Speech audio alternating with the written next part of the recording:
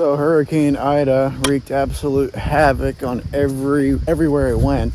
It wreaked absolute havoc, and I'm sure you know that. Here in Pennsylvania, it was no different. Right where I'm standing, this whole meadow down here, this whole flat bottom had probably 2.5, maybe 3 feet of running water yesterday. This is just insane. This happens every once in a while, but this is the worst I've seen it in a long time.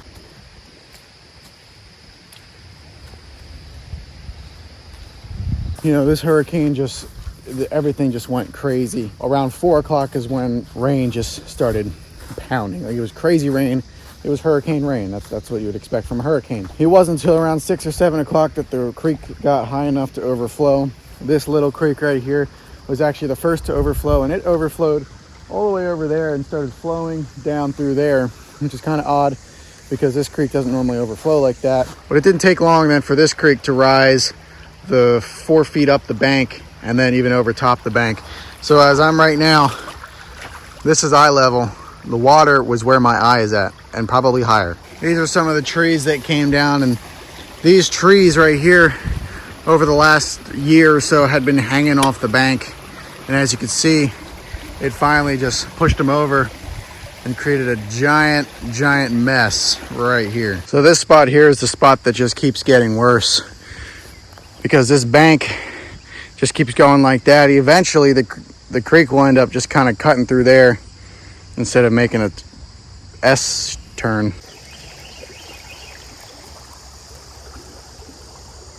So back here we can really see how high the water came up, the water level against this hill. Looking against this hill right here, you can see the water came up to about right there. That's a solid 3 feet up right here. So if I was standing in the water would probably be up to about here, maybe my waist, at least up to my waist. And you know, there's still another 3.5, 4 feet that it had to come up the bank as well. 6 feet at least that this water came up. This water level came up 6 feet. In total, where we're at, we got about 6.5, 7 inches of rain. And of course, when you get that amount of rain in a really short amount of time, you're gonna have some crazy flash floods. Like I said, this has happened before. Every time a hurricane comes through, basically this is what happens.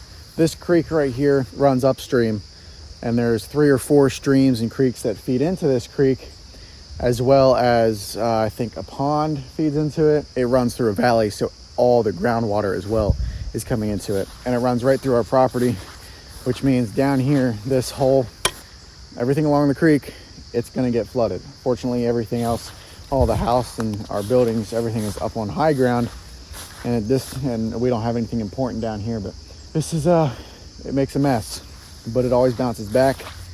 I think it's cool. I just think Mother Nature is cool. God's creation, God, the power and force that comes from this, I just always find it very fascinating. I'm standing up on this hill, and that water level was all the way up here, going down. Crazy.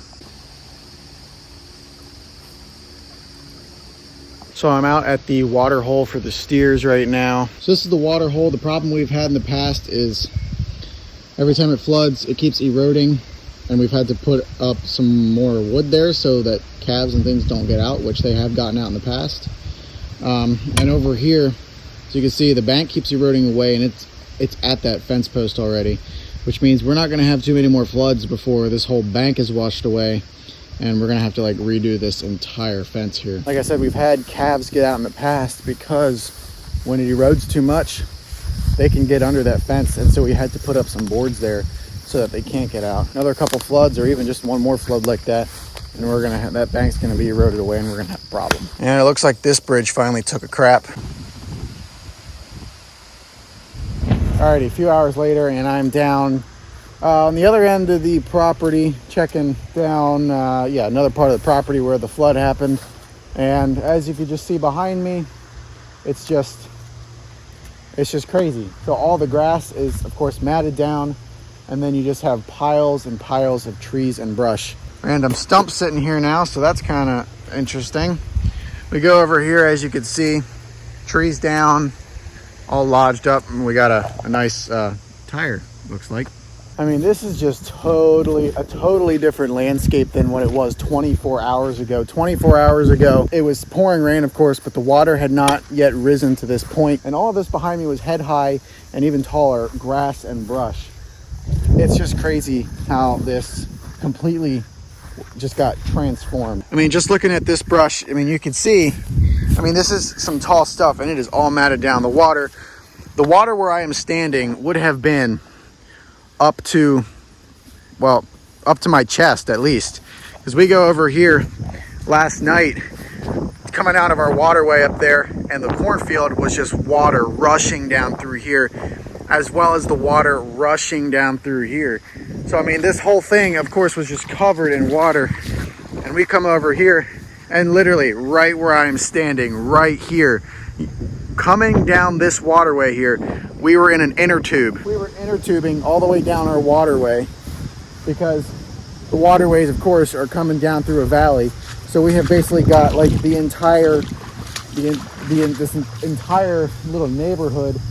All of the water is flowing down through here. So our waterways turned into a rushing river coming down through here and emptying into the gigantic flooded creek, basically. So it's just crazy. Just Mother Nature is a powerful force. The creek came up 3.5 feet or something, however high that was, started overflowing, but there was just so much water that this entire valley, there's a hill there and a hill there, this entire valley here was just a rushing river, and it was up way up high. It was at least right where I'm standing. It had to have been, yeah, up to this handlebar, which is about at my chest. You know, fortunately, at least here, no one was hurt, no major problems here. Like I said, all of the buildings, everything is up on high ground, and yeah, there's nothing really low. We didn't really have any leaks or anything. This creek, though, it just runs through a lot of valleys and gullies, and a bunch of stuff empties into it.